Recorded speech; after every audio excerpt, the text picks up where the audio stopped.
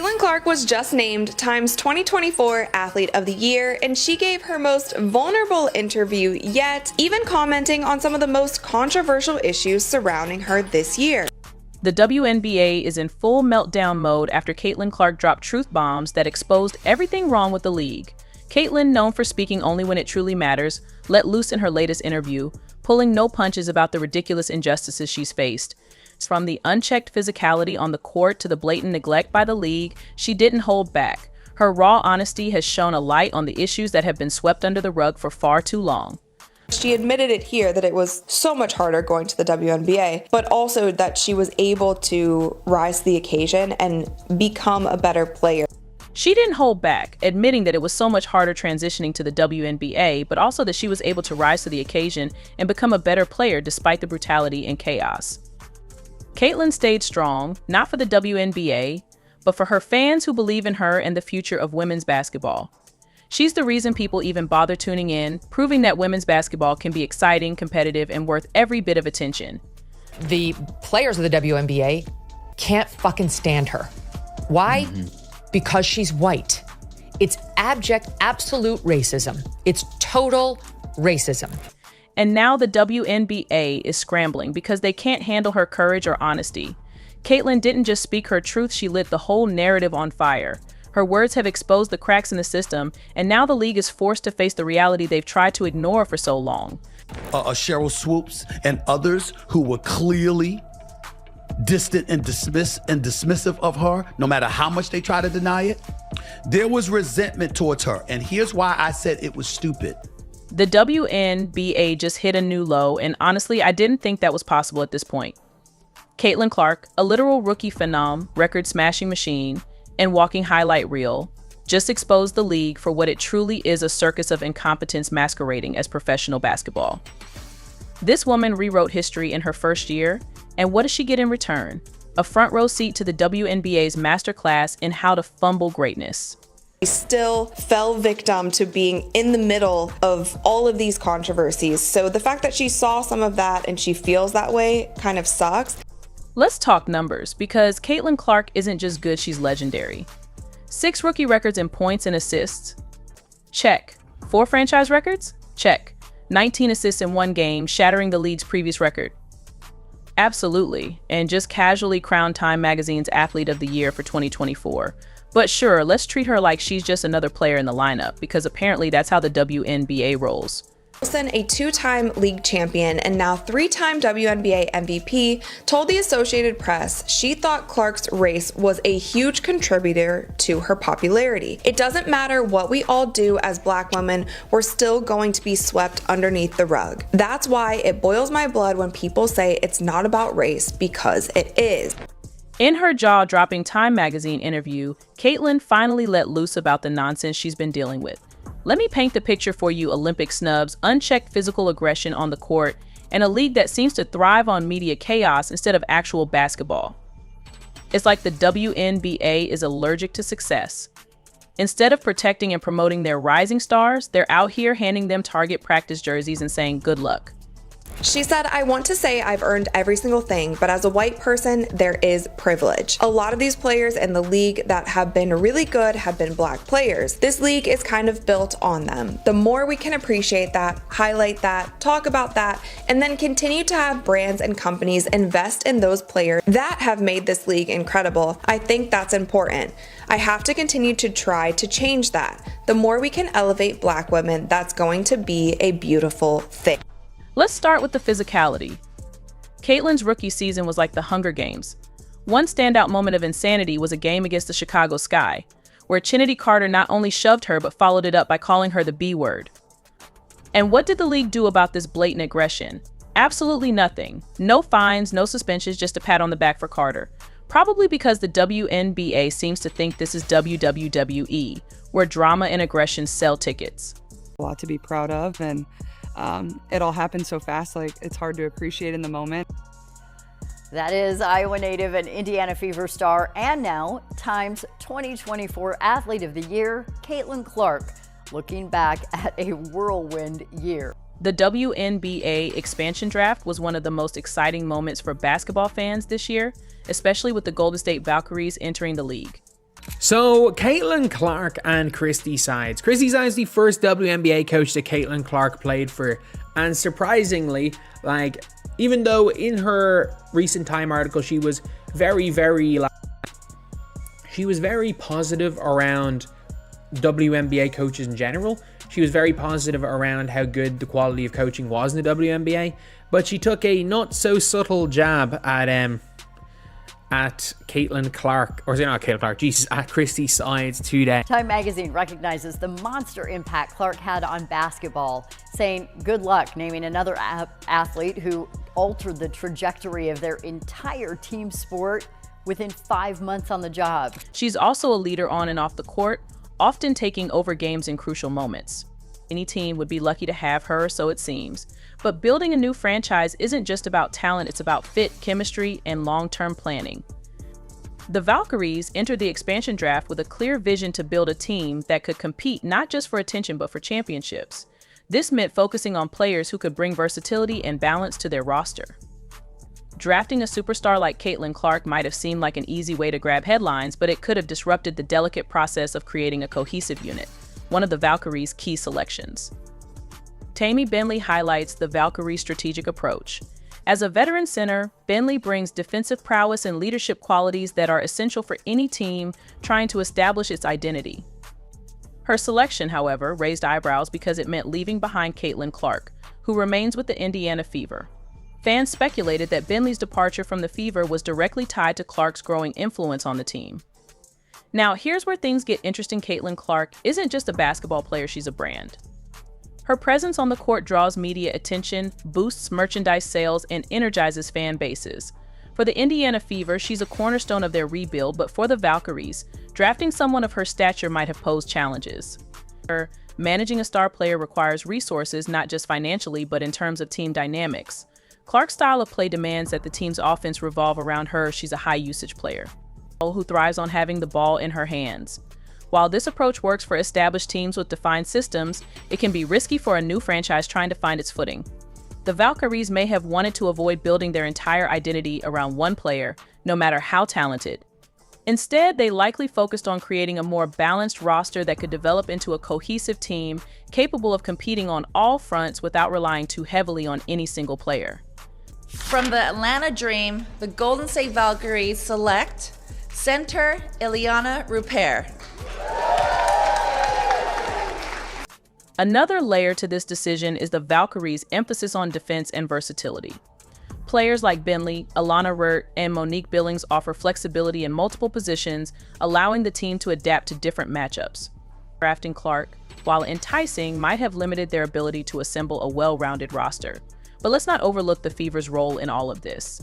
As part of the expansion draft rules, teams were allowed to protect certain players.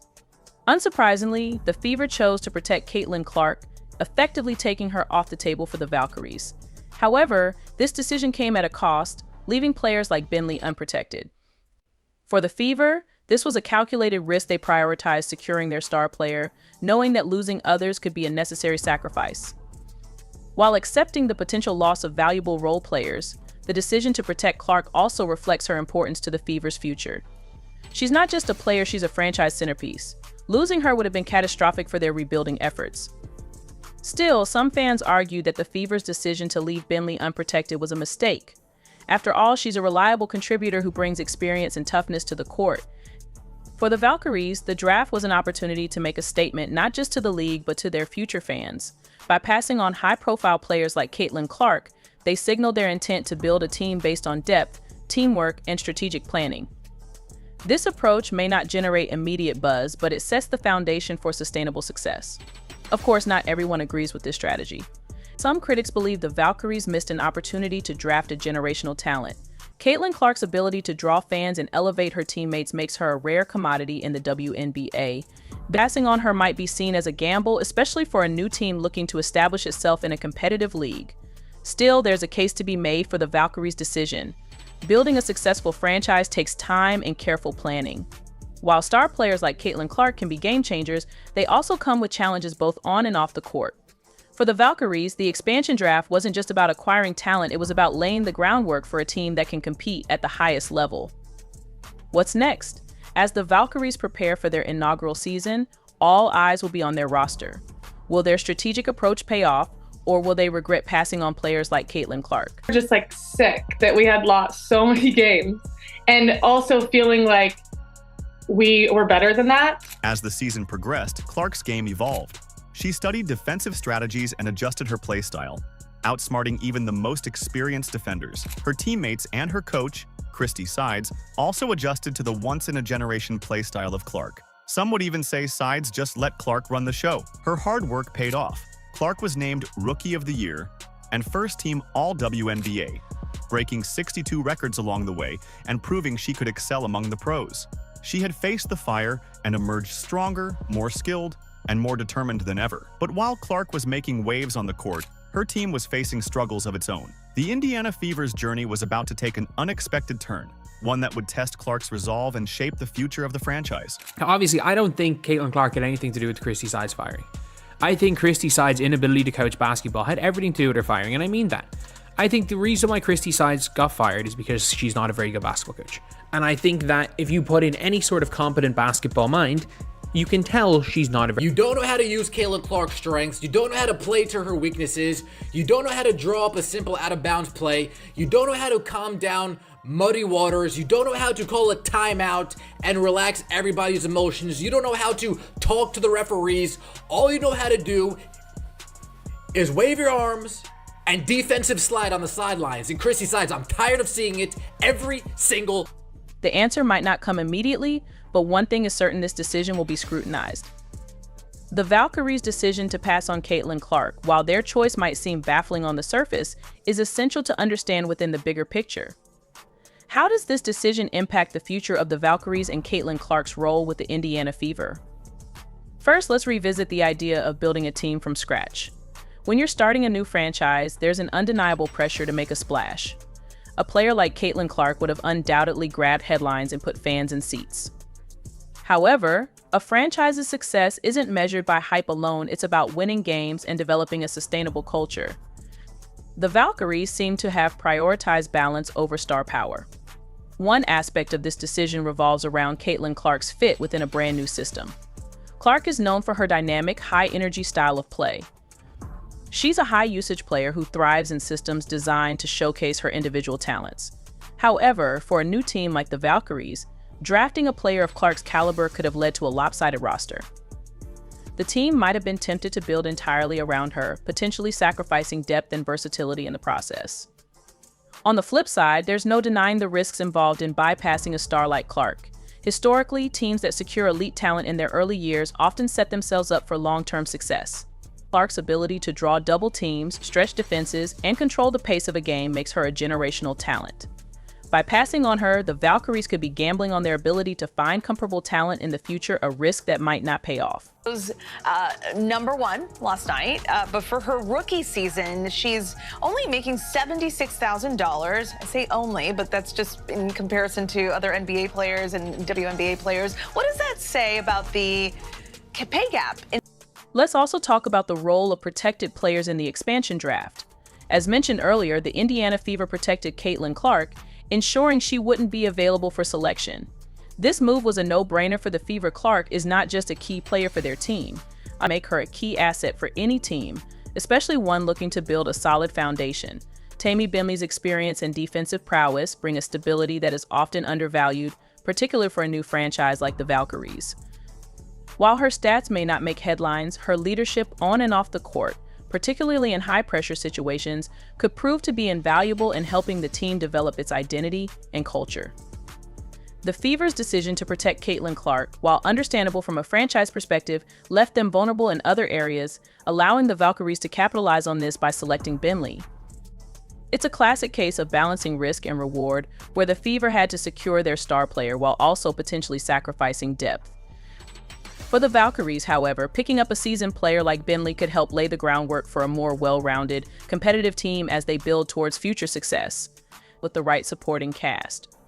While Caitlyn Clark undoubtedly has the talent to elevate her teammates, the Fever's success will depend on how effectively they build around her.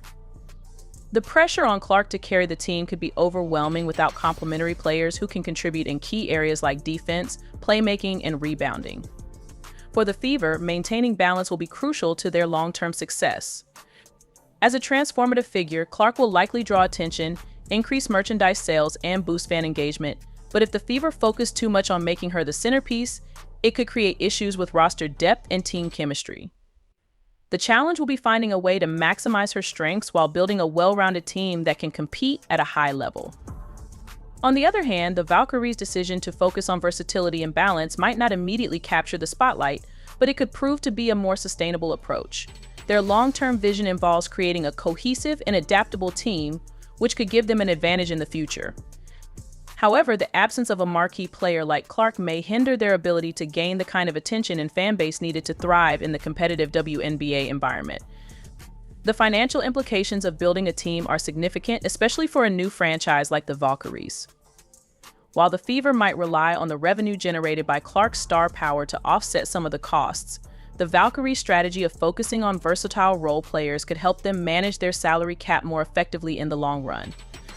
By not investing heavily in one high-profile player, the Valkyries can allocate their resources to building depth and strengthening various positions, which is critical for team sustainability. This financial approach also allows the Valkyries to be more flexible with their roster in the future. If they decide to bring in star players later on, they will have the financial flexibility to make those moves without compromising their overall team structure. By contrast, the Fever may face challenges down the line if they place too much emphasis on Clark's individual performance and star power, potentially limiting their ability to balance the roster with other key pieces. Ultimately, the Valkyries' decision to build a balanced team may take time to show results, but it could provide them with a solid foundation for the future. On the other hand, the Fever's reliance on Clark's star power might give them immediate visibility but could pose risks if the team fails to complement her strengths with a well-rounded roster. Clark's pulling in more than some top NBA rookies.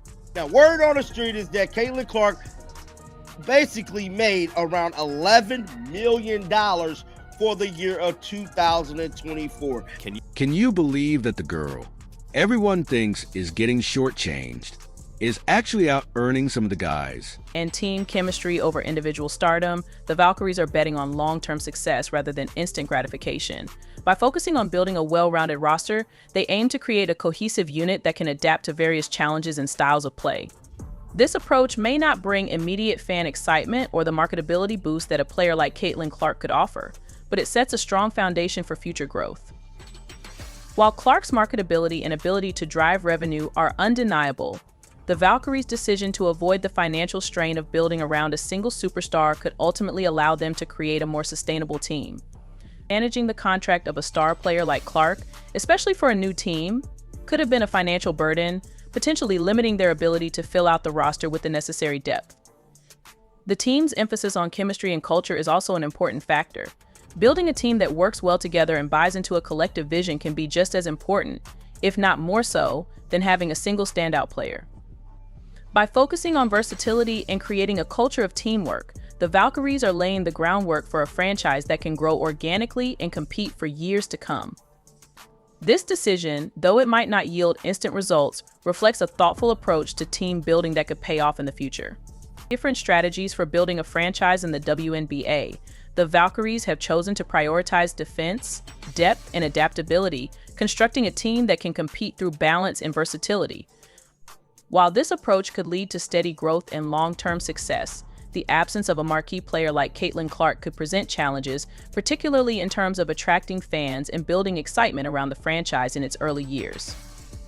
On the other hand, the Indiana Fever's decision to protect Clark underscores her importance not only as a player but as the face of their franchise. The Fever are betting on Clark's star power to propel them through their rebuilding phase, believing her individual brilliance will help drive the team forward. While losing valuable role players like Tammy Bentley may hurt them in the short term, the Fever are placing their faith in Clark's ability to elevate the team both on and off the court. Ultimately, the Valkyries' choice and the Fever's decision highlight the different paths franchises can take, one focused on sustainable, balanced growth and the other on leveraging star power for immediate impact. Time will tell which strategy proves to be more effective in building a competitive and successful franchise. The average ticket price has gone up, say roughly $100. So that right there is looking at $1 million per game. And so if you take that times 14 home games, that's $14 million. So you might be wondering how she's doing it well. Clark's not just thinking about next season or even the next 5 years. She's playing the long game, setting herself up as a brand that goes way beyond basketball. Those speaking gigs at Nike deal, they're just the beginning. They did release a list of the top earning female athletes, and Caitlyn Clark is 10 at 11.1 million. Clark's success isn't just about her, it's forcing the entire sports world to rethink how they value women athletes. The WNBA sponsors even entire cities. They're all scrambling to keep up with the Clark effect. So what's next? That's the million-dollar question, because at this point, it's not about whether Clark's getting paid enough. It's about whether the rest of the world can keep up with her. One thing's for sure, we're watching history in the making, and Clark's just getting started. A few months ago, and it's going to continue to grow and grow and grow. I would be shocked if it's under 15 million.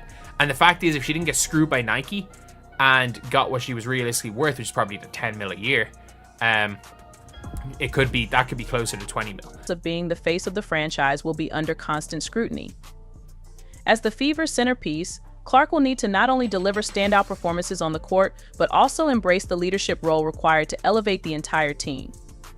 The pressure to succeed will be immense, and her ability to carry the load and foster team chemistry will be key to the Fever's success. For the Valkyries, the challenge lies in proving that a roster built on versatility, depth, and balance can thrive in a league where star power often dominates. Players like Tammy Fagbennell, Monique Billings, and Alana Wirt will need to step up and play pivotal roles, showing that the collective strength of the team can overcome the absence of a marquee player.